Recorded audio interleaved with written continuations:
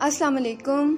New video के साथ हाजिर हुए हैं। हमारी हौसला अफजाई के लिए हमारे चैनल को सब्सक्राइब कर दें और बेल को प्रेस कर दें ताकि हर आने वाली न्यू वीडियो आप तक पहुंच जाए।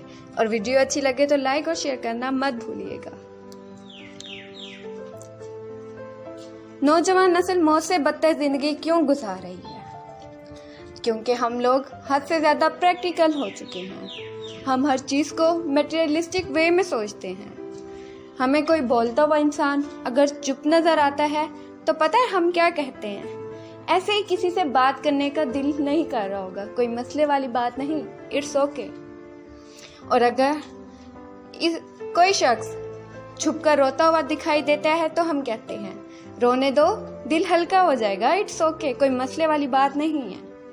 हमें कोई इंसान अकेला बैठा नजर आता है तो हम कहते हैं कोई बात नहीं, इसकी नेचर ही ऐसी है, अलग थलग रहना पसंद करता है, तो कोई मसले वाली बात नहीं, इट्स ओके। हमें कोई इंसान उलझा हुआ नजर आता है तो हम कहते हैं रहने दो, ज़हनी दबाव की वजह से ऐसा कर रहा है, खुद ही ठीक हो जाएगा, मसले की बात नहीं है, इट्स ओके।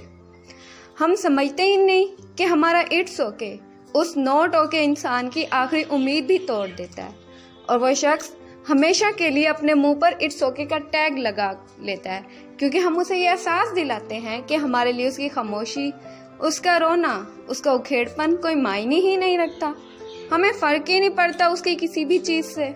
और वो इंसान अपनी तन्हाइयों और पेचीदगियों में मजीद डूबता जाता है। हमारे लिए हर चीज़ बहुत नॉर्मलाइज हो चुकी है क्योंकि हमारी प्रॉब्लम लिस्ट बिल्कुल ही चेंज हो चुकी है। प्रॉब्लम्स क्या है? मेरे पास घर नहीं है, मेरे पास बड़ी गाड़ी नहीं है, मेरी जॉब नहीं लग रही, मेरी तनख्वाह कम है, मेरा टेस्ट क्लियर नहीं हो रहा तो मेरी तलाक हो गई है, मेरा शोहर अच्छा नहीं, मेरी बीवी अच्छी नहीं, क्योंकि हमारे दिमागों को मटेरियलिस्ट ने मफलूज कर दिया है। हमारे नज़दीक हमारे बच्चों की फीलिंग्स, उनके इमोशंस, उनके बिहेवियर की कोई वैल्यू ही नहीं रही।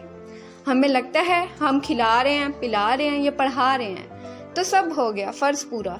हमारा मसला यही है कि हम अपने लोगों को पास बिठाकर उनसे सवाल ही नहीं करते, पूछते नहीं हैं क्यों खामोश हो या क्यों रो रहे हैं। हम अपने बच्चों से उनकी मर्जी नहीं पूछते, हम उन पर मुसल्लत कर देते हैं, उनके साथ ज़बरदस्ती करते हैं। मैंने एक लड़की को कहते सुना कि मुझसे 19 साल की ज़िंदगी में किसी ने नहीं पूछा कि मैं क्या चाहती हूँ, इसलिए अब मैं किसी को बताना पसंद भी नहीं करती। हम वो लोग हैं जो खुद ही अपने बच्चों को ज़हनी तौर पर मजबूर कर देते हैं और बाद में जब हालात बिगड़ जाते हैं तो कहते हैं हमने तो इनके लिए सब कुछ किया मगर ये इस तरह क्यों।